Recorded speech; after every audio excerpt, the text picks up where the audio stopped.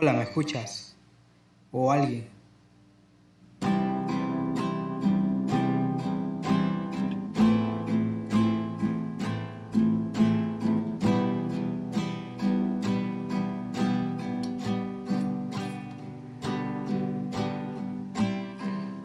La vida cada día es gris y hoy ya veo que eres feliz.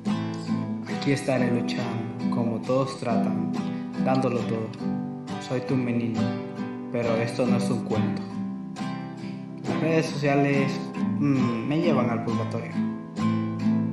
Cada día son más comunes corazones en un velorio.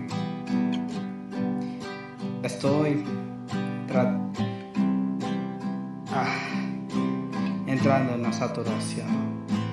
Buscaré mi revolución para encontrar una solución. Es fácil hablar, lo que cuesta es cambiar.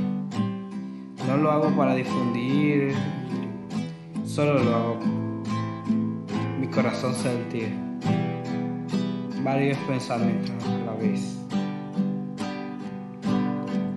El día de mañana moriré, no seré recordado, no sé si hay otra vez. La vida es como un cristal. Cada vez que uno hace una acción, siempre tiene un efecto, sea bueno o malo. Trato de tener cuidado con lo que digo y hago. Yo soy el señor malo.